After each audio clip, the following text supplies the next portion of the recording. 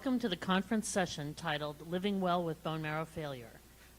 Thank you for joining us. My name is Alice Hauk, Senior Director of Patient and Professional Services, and I will be moderating the presentation today. Immediately following the presentation, there will be a question and answer session. If you are participating online, please feel free to submit questions at any time during the presentation from the Q&A icon in the engagement panel on your right. To submit a question or comment, type your question in the Q&A text box window, and when you have finished typing your question, hit enter. We will do our best to get to all questions. When asking questions, I respectfully ask that you do two things to help me manage the incoming questions. First, submit your entire question all at the same time. And second, please do not share private health information in your question. Our speaker cannot answer any specific questions related to your health care. Today's specialist is Amber Thomassen. Amber is a board-certified adult nurse practitioner and advanced oncology certified. In 2017, she was the first fellow to graduate from Sylvester's Nurse Practitioner Fellowship Program, one of 9 in the country accredited for oncology training specific for new nurse practitioners in the field. Amber is the team manager of research clinical operations at Sylvester Comprehensive Cancer Center in Miami. She works primarily with the leukemia team to manage the care of patients who are enrolled in hematologic clinical trials, both inpatient and outpatient. Welcome, Amber. Thank you so much. Thank you all for being here and for having me today. So I want to talk to you a little bit about living with bone marrow failure. And kind of highlighted the word living because that's what we want you to do, is to be out there living your best life, even though you're dealing with, maybe some situations. We're going to get through them together. So I want to talk to you a little bit about your diagnosis, using available resources and technology to your advantage, focusing on your overall health and well-being, and how to be an advocate for yourself. So first, I think it's important when you have any kind of diagnosis to understand a little bit about it. And probably you've attended a session earlier where they spoke specifically about your diagnosis. So this will be like a Cliff Notes version, but I still think it's important for you to understand kind of what is going on. So your doctor has told you that you have bone marrow failure. So what exactly does that mean? Well, if you look at this little section here, this is the spongy bone, and that's where your bone marrow lives. And little stem cells come out of there and go ahead and make your red blood cells, your white blood cells, and your platelets. And when you have bone marrow failure, if you're going to have either less cells available, or you may have an amount of cells, but they're not properly functioning. So, is it said? Oh, sorry. Okay. So if you either have not enough cells or you have cells that are available, but they're just not properly formed, so they don't function the way that they should. And then you have some different kind of symptoms, which we'll get into a little bit in a minute. So there are two different types of bone marrow failure. There's inherited and there's also acquired. The inherited is a little bit less common, and we often see that when kids are diagnosed with these diseases, it's usually because it's inherited. And when it's older people, oftentimes it's because it's acquired. And you can have either aplastic anemia or myelodysplastic syndrome. And so, as I was saying before, if you have aplastic anemia, you're just going to have less number of cells, and that's going to produce the symptoms that you see. Whereas if you have myelodysplastic syndrome, or MDS, you have cells available, but they're just kind of malfunctioned and misformed, so they don't properly work the way that they should. I have a question. Tell me. My understanding, MDS is not inherited. Correct. Not be inherited. Correct. That is 20 plus years of study. Right. So aplastic anemia can be. Yes. So there's two different kinds that we'll talk a little bit more about in a minute, but you're correct. So again, this is the Cliff Notes version. Aplastic anemia, we see that it kind of peaks at 3 different time points in life. So we see it early on between ages 3 and 5, and that's most often the inherited kind. You can also have it around 20 to 25 years, and then again over 65 years of age, and that's most commonly the acquired type of aplastic anemia. Around 600 to 900 people annually are diagnosed here in the U.S., And the people that are at highest risk tend to be those of Asian descent. If you've had exposure to previous toxins, maybe through a job that you had or maybe in a living environment that you were in, previous chemotherapy or radiation therapy for another type of cancer, if you've had any infectious diseases, most commonly HIV, hepatitis, or Epstein-Barr, and other inherited conditions as we've talked about. So some common symptoms are bleeding, easy bruising. If you are a female, some heavy menstrual bleeding. You can have shortness of breath, fatigue, and frequent infections. Now, everyone kind of experiences these symptoms a little bit differently, so the treatment is going to be a little bit different depending on how severe your symptoms are and what you might need. Typically, we diagnose aplastic anemia through blood tests and a bone marrow biopsy. And again, like I said, the treatment kind of depends on how severe your symptoms are. So it can be as simple as a watch and wait. We can use immunosuppressants to kind of calm down your immune system and hopefully allow your body to produce more cells. We can give you bone marrow stimulants, such as Promacta, to help your body produce more platelets, for example. Blood transfusions are considered supportive care, so you can get either packed red cells or platelets, depending on what your body needs. And finally, if you have some really severe symptoms, you may be a candidate for a bone marrow transplant. And that is, in fact, the only known cure for these diseases. However, many people who receive treatment can live, very normal lives. So that's kind of what we're going to focus on here. Now we'll talk a little bit about PNH, or paroxysmal nocturnal hemoglobinuria. This is a pretty rare disease. It causes your red blood cells to break up or be lysed. And that's due to a protein that's kind of missing on the outside of those red blood cells. There's a genetic alteration that kind of causes that protein that's supposed to be there to actually be missing. And then your immune system attacks your red blood cells rather than protecting them.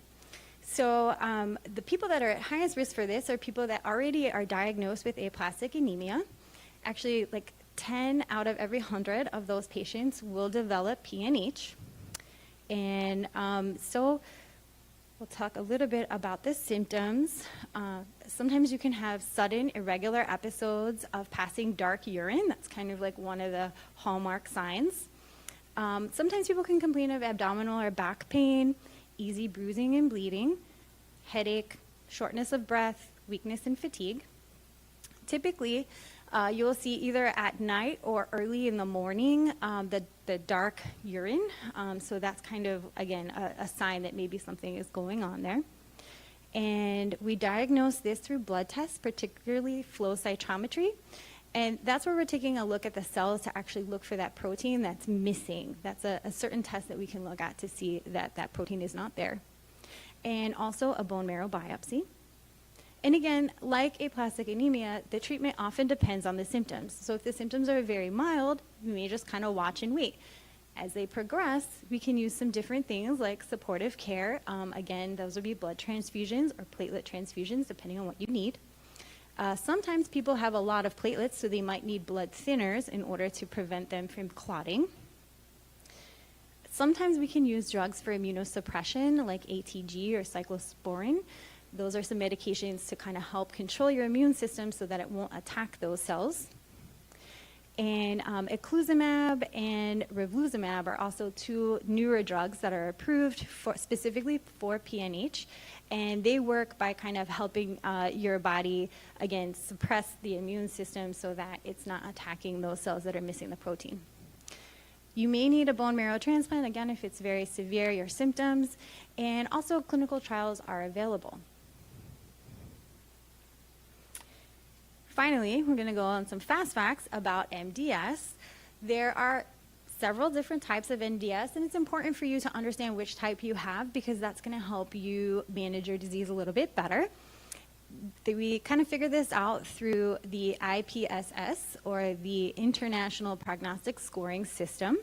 And what that is, it is a tool that you can use yourself or your physician will use, and it looks at the number of low blood counts that you have, the percentage of blasts, and the number of gene abnormalities that you have. And it kind of helps your doctor understand your risk of developing AML or acute myeloid leukemia in the future.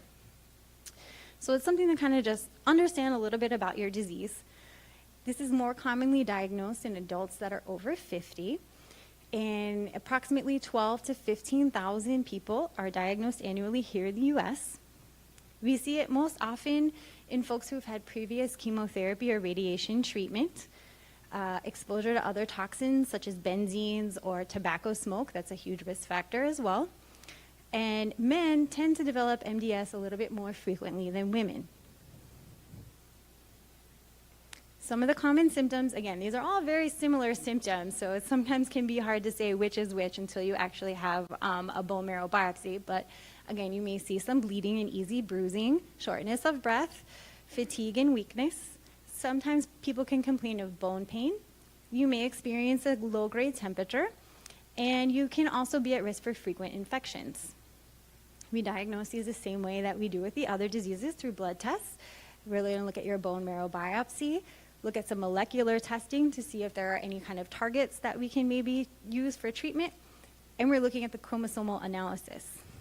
The most often chromosomes that are affected for MDS are 5, 7, 8, 11, 12, and 20. So you may see some of these things come up in your bone marrow biopsy report, so just kind of know that those are the most commonly affected genes. And the treatment most often is chemotherapy. Hypomethylating agents, or HMAs, are what we use most often as a first-line treatment, and that you may recognize the names azacitidine or decitabine. Those are the two most common. We can also use, these days, immunomodulatory drugs like lenalidomide. This is a good one for folks that have 5Q. They often can kind of use lenalidomide in combination with other medications to target that. And of course, we have clinical trials that are also available. So now we'll kind of move on a little bit. I've given you some fast facts, a lot of fast facts about your disease types.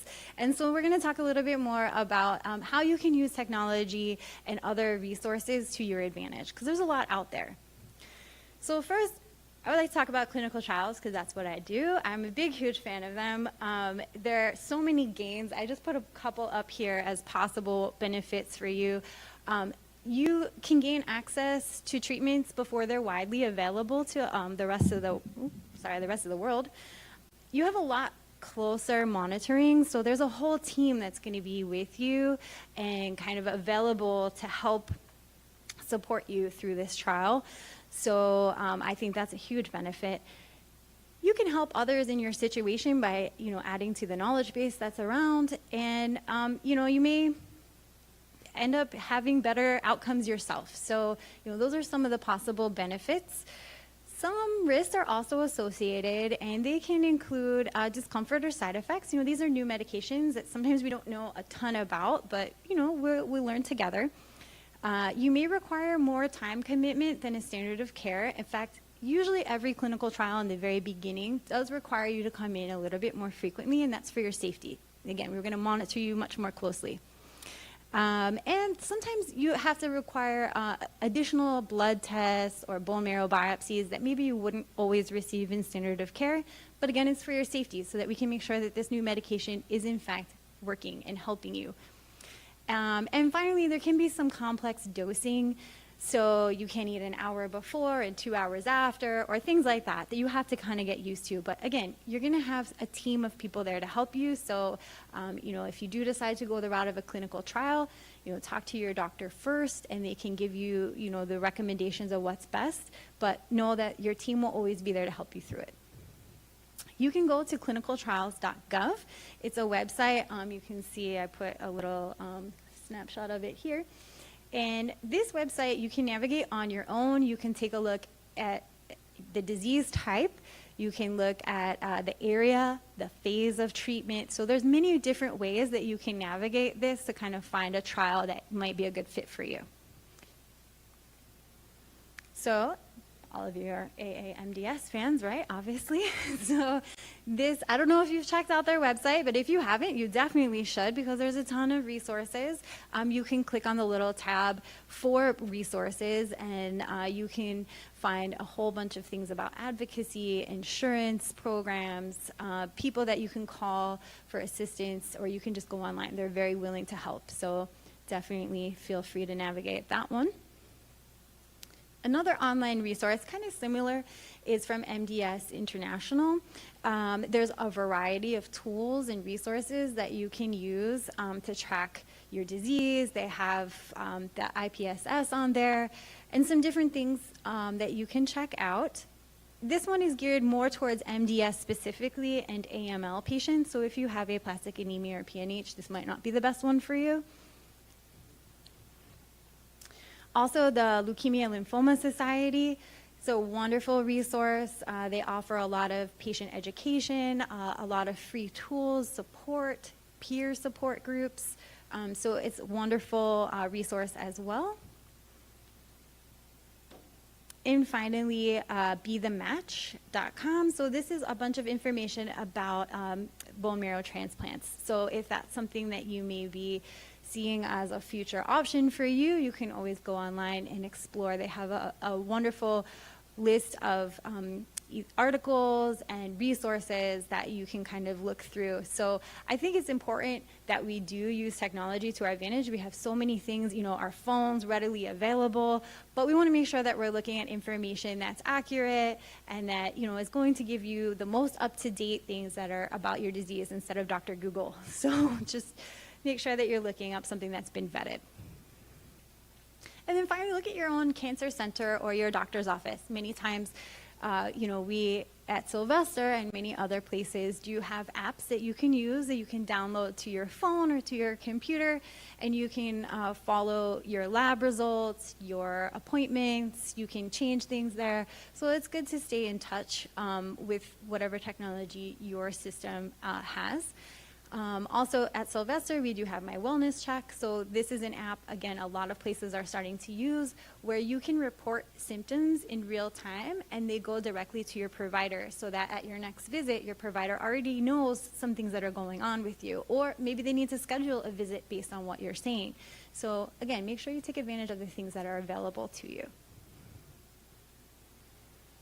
So something that we should all do, whether we have MDS, aplastic anemia, or nothing at all, is focus on our overall health and well-being, right? Just as people in general. So this next section, we'll kind of take a look at these things to stay healthy. It's really important that you continue to do what you love. Live your life. That's the whole point of you being here and coming, to any of us for treatment. We want you to get out there. Learn to manage and report your symptoms. That's going to help you be able to live and do what you want.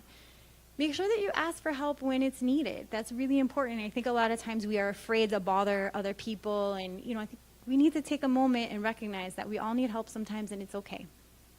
And like everyone, engage in a healthy lifestyle. These are all things that you can do to help manage your disease and make you feel a little bit better overall. So talking about managing your disease, it's important to monitor your blood counts. This way you can know kind of what's going on with your body and when you need to be maybe a little bit extra cautious. So one thing that you need to kind of be worried about is neutropenia, or having too few neutrophils or white blood count. So these cells are there to protect you. They're to protect you from bacterial infections. You can have infections on your skin, in your sinuses, in your lungs. So these little cells are the guys that are your first line of defense, and when they're low, you're at a higher risk of getting an infection. Symptoms of an infection include fever, cough, weakness, typical signs and symptoms. So typically after you get treatment, especially chemotherapy, you may see that your neutrophil count or your white count is a little bit low, and that might be a time that you need to be a little bit more cautious, wearing your mask, maybe staying out of huge public events at that time. So again, monitoring your counts. If you have anemia or too few red blood cells, those are the cells that we need to carry oxygen to our body. So when we don't have them, we feel tired. We have shortness of breath, headaches. You may feel like your heart is racing. Sometimes people have told me they can hear a noise in their ears, like a whooshing sound, and they know that their hemoglobin's really low. So pay attention to your body, and you can report to your physician or your healthcare team, hey, I'm not feeling so well, and maybe they need to do an extra blood check on you and see if it's time for a transfusion. Same thing with platelets. Or thrombocytopenia is a decreased number of platelets. If you have easy bruising and bleeding, you're brushing your teeth, you notice all of a sudden that your gums are bleeding, and maybe that didn't happen before. If you have a spontaneous nosebleed, or you cut yourself while you're shaving, and it's really hard to get it to stop. These are some signs that your platelets count might be low. So again, it might be a good idea to reach out to your team and let them know, hey, I've noticed I have, sometimes you can get these little petechiae, these guys here, these little dots, they appear out of nowhere. And that's a sign that your platelets are really low. So they're almost like little tiny bruises that come around. So that's one way that you can kind of help lead a healthy lifestyle. But, all of these things together are important. So, managing and lessening your side effects of treatment. It's important to keep your immune system as strong as you can so you can avoid infections. Maintaining a positive outlook as much as you can. I know it's difficult sometimes, but, if we can kind of change our mood, we can kind of change the way we feel sometimes. You also are going to decrease the risk of other medical problems or comorbidities that you might have just by living a healthy lifestyle. We have bone marrow failure, but that doesn't mean we have to get diabetes too. So let's see what we can do to keep ourselves healthy. If you're a smoker, stop smoking, please. That's really bad for you. And remain as physically active as you can. The more active that you can be throughout your course of your life, the better you're going to feel. Your joints will actually feel better. You'll have less fatigue than if you just kind of stayed sitting around. So how can we avoid infections? Well, the number one thing we can do is obviously avoid people that are sick. We all have little tiny family members, like grandkids, nieces, nephews, neighbors, friends, kids.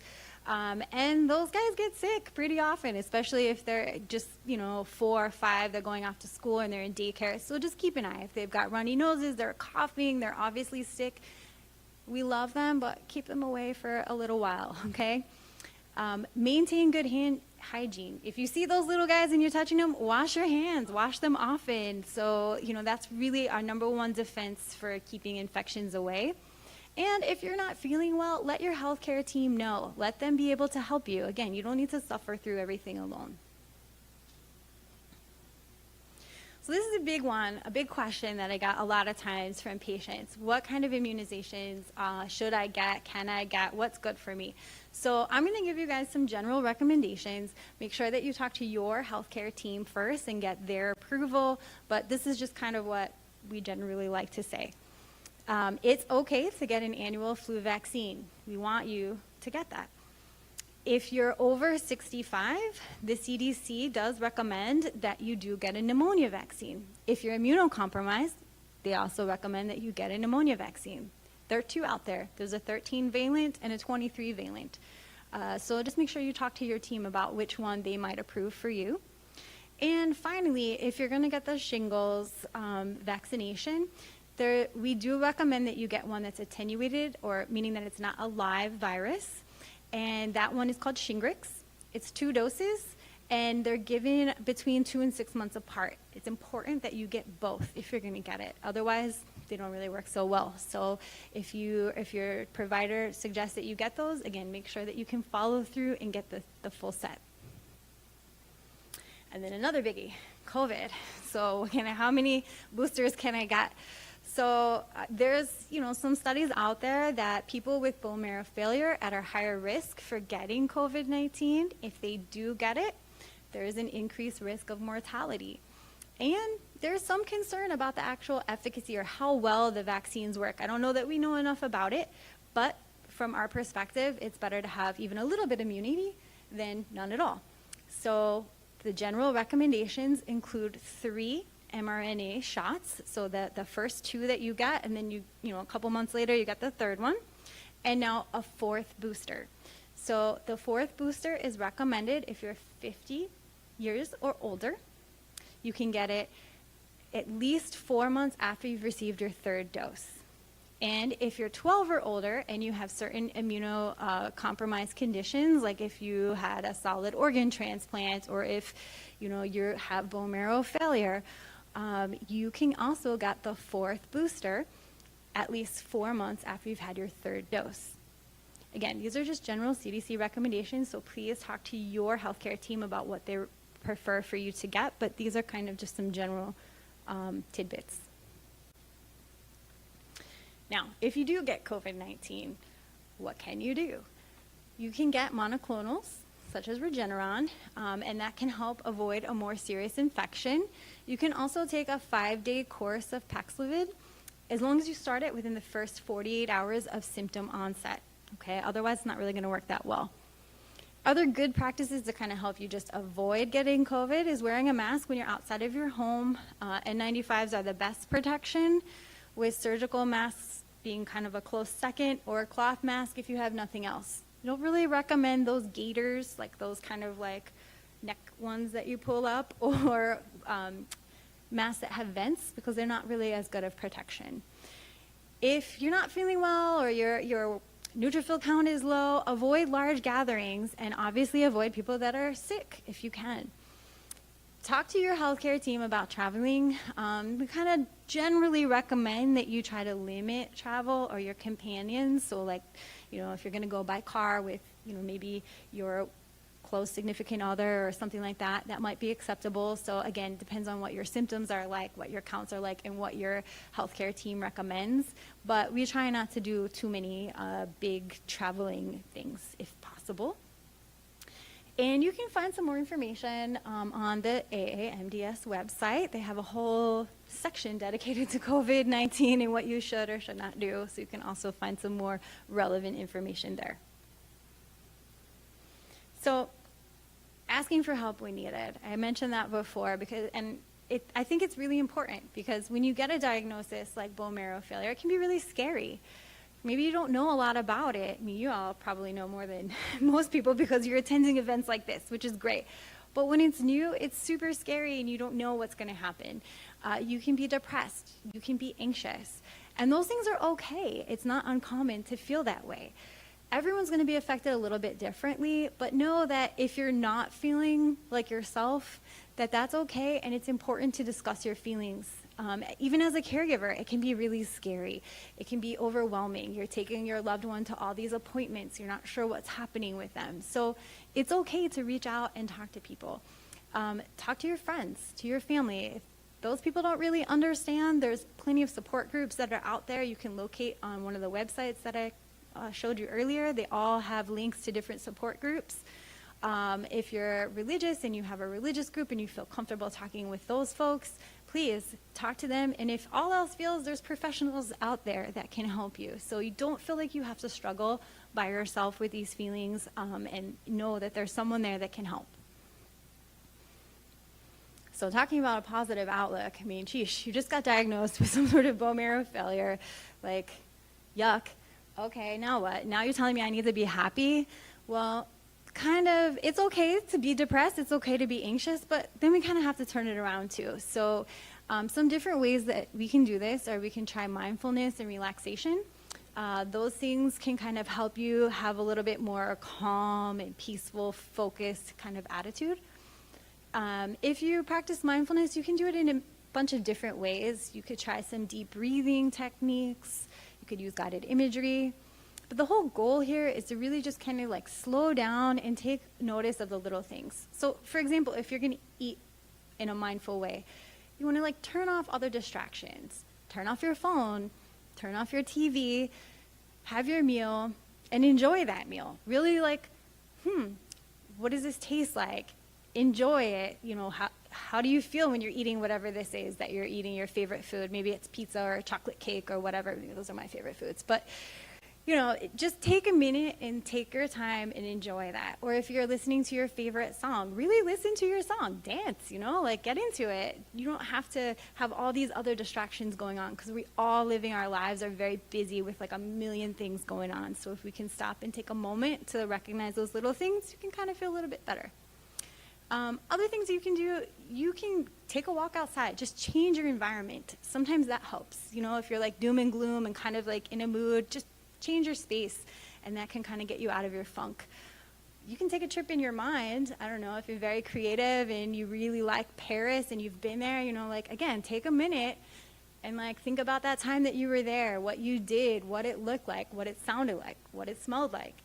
And that can really kind of just, in that 5 minutes, make you go back to a place that you were really happy and get you out of that funk.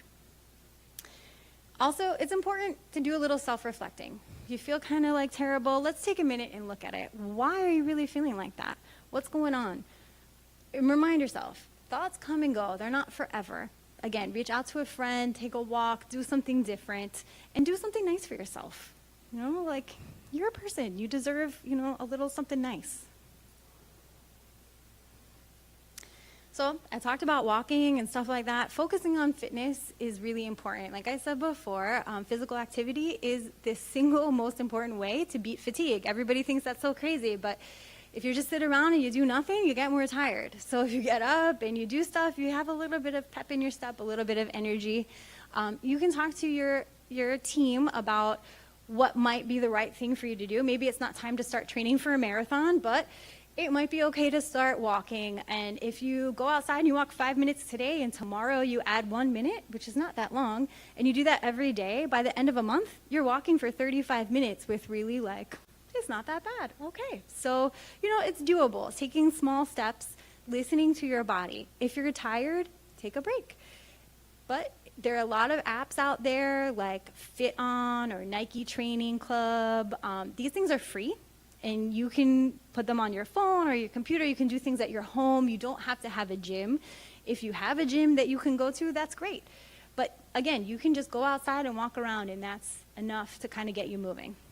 When you do start something and you keep at it, recognize it and reward yourself. You know, that keeps you motivated. It's also good if you have a friend that you can take with you because they'll keep you accountable. Resting. So, sleep is really important. It's how our body gets better. It's how we kind of decompress from all the stress and everything that's going on. So it's important to rest, but not too much, okay? Because if we're oversleeping, then we're not going to sleep at nighttime when we want to. It's good to get about 7 or 8 hours of sleep if you can, because sleep and wake disturbances are associated with poor symptom management, lower levels of functioning, and overall decreased quality of life. So again, it's important to really think about these things. And how do we get there? Well, we're worried. You know, we're thinking about all these things that are going on. I have bone marrow failure. What am I going to do? You're stressing out. You're not sleeping. If you have poor sleep habits, like you take your phone in your room and you're kind of looking at that and it lights up, you're going to wake up. If you're watching TV in bed, probably not the best idea. So trying to kind of manage our sleep habits can be helpful. And if you're drinking coffee or you're exercising late at night, while it's good to exercise and be active, later in the evening, it's going to wake you up. So you don't want to do that right before you go into bed. If you really tried everything that you can try to make your sleep habits better and they're not, talk to your team. Okay, maybe they can give you something or help you in a different way. But some things that you can do on your own are avoiding big meals and caffeine before bed. Remember, we're trying to relax. We don't want to have our body working hard to digest like a huge turkey feast. So, you know, have your meal, have your turkey feast just a little earlier.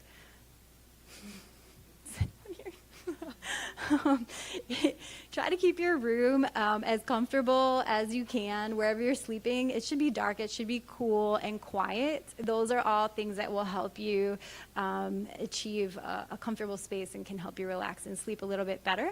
And like I said before, avoid watching TV or reading from a backlit device while you're in bed because that's going to make you stay awake.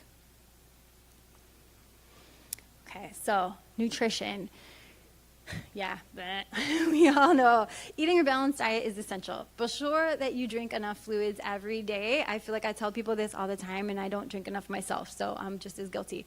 If you can, avoid processed foods, really sugary, high-fat, and preservative-filled foods. These are just general guidelines for a healthy lifestyle. Limit or exclude alcohol intake. Again, talk to your team about what's good, what they recommend. On the other hand, make sure that you're getting enough calories. Sometimes when you're on certain medications, you really just don't feel like eating and you don't feel well. So if that's the case and you're losing weight, talk to your team about some different things that you can do. Your center may have a nutritionist that's available that specializes in oncology patients, and they can give you some tips and tricks on how to get the most bang for your buck, so to speak, out of food. So make sure that you're aware of whether you're feeling kind of down and you don't feel like eating. Make sure that your team is aware. All right, so the final section. You've all been so good here. So being your own advocate. I think it's really important to be an advocate for yourself because very few other people are going to do it for you. So it's good to know what to say and what to do so that you can navigate through this whole system in the best way possible. So take control of your journey, okay? Like I said before, a new diagnosis can be very scary. So if you have open communication with your healthcare team, that's going to be key. Information is power. You're going to feel less scared and less unsure with actual facts that you can have about your disease. Ask questions. Have honest communication with your doctor and the whole team. If they said something that you don't understand, ask them to clarify. Make sure that if you have a living will or a power of attorney, that your team knows that. And if you don't have it and it's something that you're considering, follow up and look into those things so that your wishes can be carried out no matter, who's involved. And do your homework. Prepare for your visits. We'll talk a little bit about that now. What can you do to prepare for the visit? Well, set your own agenda, right? You're the one that's going in there to see your doctor. So ask yourself before you go, what do I want to get out of this visit? Write down the top 2 or 3 things that you want to discuss and make sure that you bring them up in your visit. If you're able, bring a friend or a family member so that they can take notes for you, because sometimes it's overwhelming. You're hearing all this information. They're telling you, do this, don't do that. You need this follow-up appointment. Oh, let's get you labs. Let's get you blood. Okay. So it's good to have somebody else that can hear that and can write it down for you. And don't be afraid to ask questions, even if you think it's not the right time. I've had a lot of patients that feel like, maybe they're anxious, maybe they're depressed, and they don't feel like it's the right time in the doctor visit to bring those things up. But it is the right time. Okay, we're there to help you, and we can't help you if we don't know. So however you're feeling, whether it's physical, emotional, please let us know so that we can help you the best we can. When you go into your visit, update your team about any changes since your last visit. If you're on any new prescriptions from another physician, if you're taking any over-the-counter medications that you weren't taking before. If you want to try any vitamins or herbal supplements, ask your team first so that they can make sure there's no interaction with the medications that you're on. Take notes on your symptoms and provide things like the start date, the stop date. Anything that you might have taken, if you took medication or you tried something heat or cold compress and that was helpful, make sure that your team knows so that they can keep track of the things that are going on with you. And if you did see another provider and they ordered some kind of test, a CT scan, an MRI, I don't know, whatever you needed, if you got results of that test, bring it along and let your team know so that they can be in the loop of everything that's going on, okay? So we talked about clinical trials a little bit in the beginning, and if your healthcare team says, hey, I think you should try a clinical trial, there are a bunch of questions that you should ask because they can be very overwhelming. The fact that you're trying this new drug can be a little bit scary. So these are a whole list of questions that you can consider to ask your team. Make sure that you understand, why are they doing this study? What is the purpose? Why do you think this is the best thing for me? How closely are you going to monitor me? How long does the study last? Are there any long or short-term benefits or risks as well? You need to understand. If there are other options that are out there, what are they? So that you have all the information available before you select any one thing. And always know that if you do end up signing up for a clinical trial, at any point in time, you can say, I don't want to do this anymore for any reason at all, and it will have no effect on your ability to receive health care with your physician or any other member, okay? So never feel like you have to do something that you don't want to do, okay? And before you leave your visit, make sure that you understand your plan. Whatever your team has told you what's coming next, make sure that you understand. And if you don't, ask those questions. If there are follow-up appointments that they've recommended, it's a good idea, if you can, make them that same day. That way, they're not forgotten. If you were prescribed any new medication, make sure that you understand exactly how to take it, and if there's possible side effects, so that you can be aware and you can report to your team, hey, I'm feeling this way or that way, and you know what's going on. If you received a referral to another provider, like support services or physical therapist or something like that, try to make that appointment so that you can meet with them as soon as possible. Don't wait till you go home and forget 3 weeks later you haven't made the appointment. And really important, know who to contact if you develop any kind of symptoms or need assistance. So if you have a triage line that you can call, or you can call your healthcare providers, make sure that you have those numbers and that your family or your caretaker has them as well. In case something happens to you, they know who to reach out to and how to get you the best help. And that's it. So, thank you. I don't know if you guys have any questions or anything. We have a few questions from online. One of them is, you did touch on fatigue, but this one is about variable fatigue. He or she asked, can you suggest ways to manage fatigue? Mine is variable day by day and even hour by hour. That's a tough question. So I think just knowing your body, and when you're really tired or you're feeling like I need to take a break, take that break. Listen to your body. If the fatigue is kind of mild and you feel like you can push through, trying to maybe, do something to distract yourself, read a book, maybe get up, go for a walk, do something a little bit different, maybe light stretching or yoga, something like that that's very mild, can kind of help give you a little bit of energy and get you kind of, a little pep in your step.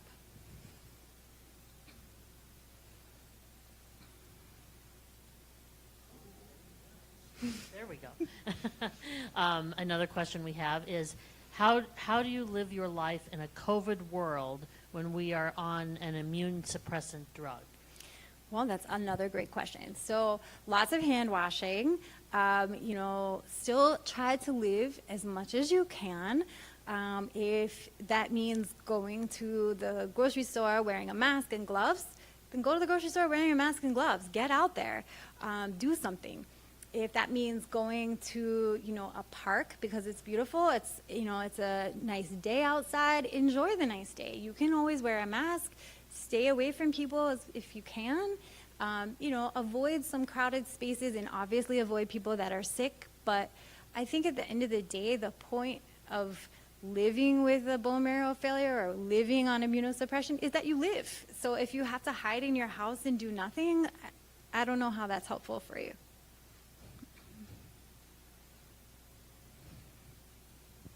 Another question that we get, this is not online, but that we receive from patients, is dealing with isolation and, the frustration of not being able to do maybe what you used to be able to, or at least temporarily. Do you have any advice for that? Sure, that's a great question too.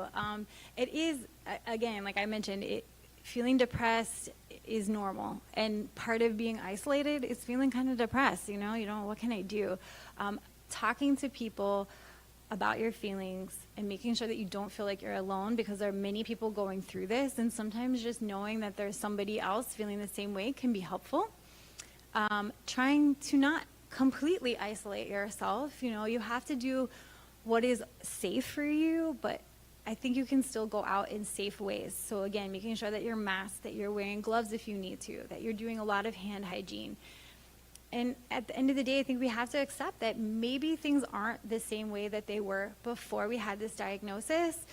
And we can kind of mourn our previous life a little bit. I think that's okay. But then we mourn it and we put it away and we move on. Like, what can I do now? So maybe I'm not as free as I was, but I can still do these certain things. I can still go walking, with my friend, because we're outside and we're 6 feet away from each other and we're wearing masks. So we can still do certain things.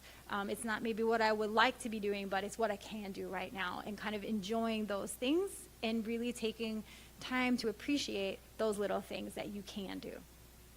It'd be helpful. Is there any support group that you know that people can go to? Because I remember when we first knew about this, you wouldn't have the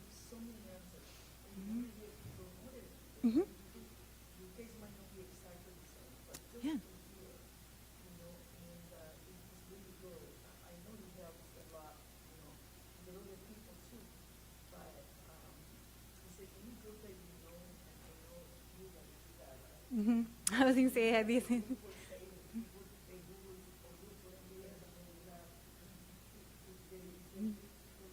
Mhm. Yep. Very many. And if you go onto the websites that I shared, again, the credible ones like AAMDS, MDS International, yeah, Lymphoma and Leukemia Society, they have links to other support groups in your area. So that way you can connect either online if you're not able to really go out as much, but if you are, there are some small groups that maybe meet up, again, in like an open place, an open forum to kind of at least have that, like you're saying, that spirit of like, I'm not alone. There's somebody else going through that. And it's a very important thing, I think. Hmm? I participated in aplastic anemia before, it's wonderful, so I strongly suggest you find out when the MDS one is. I consider the other person there that you check and was the funny you see, there it wasn't the phone, and I can see, because we were there, and we want to know, you have so many questions, but you need to go here, and it's just that thing, and asking.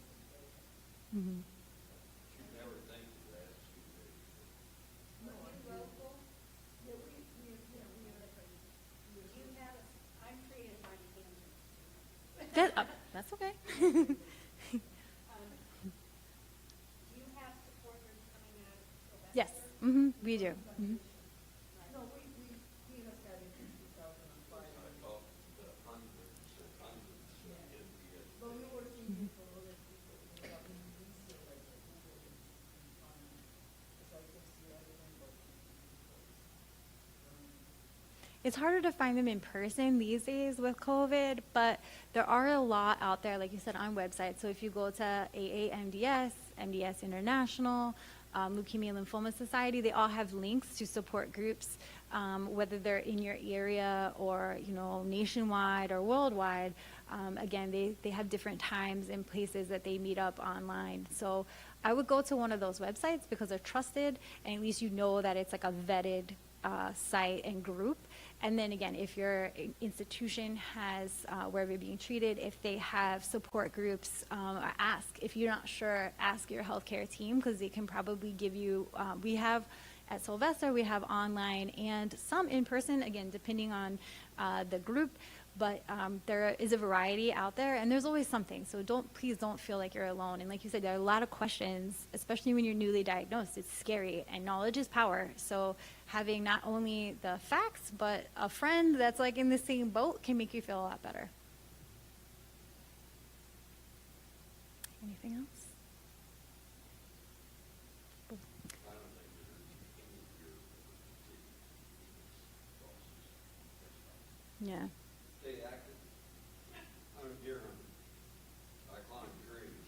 I walk. That's pretty active. Okay? That's pretty active. But there's no help. It's just for you. Yeah. But if you give up, we can see And that's a good point. Yeah, so it's kind of like a battle between you and your body at sometimes. Well, y'all have been wonderful. Thank you so much. Thank you. Have a great day.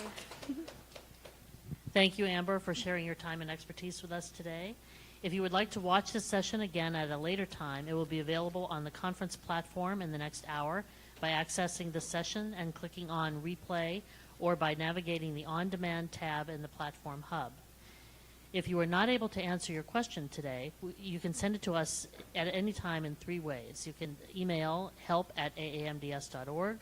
You can call the AAMDSIF helpline at 800-747-2820, extension 2, or you can submit a question on our Facebook page.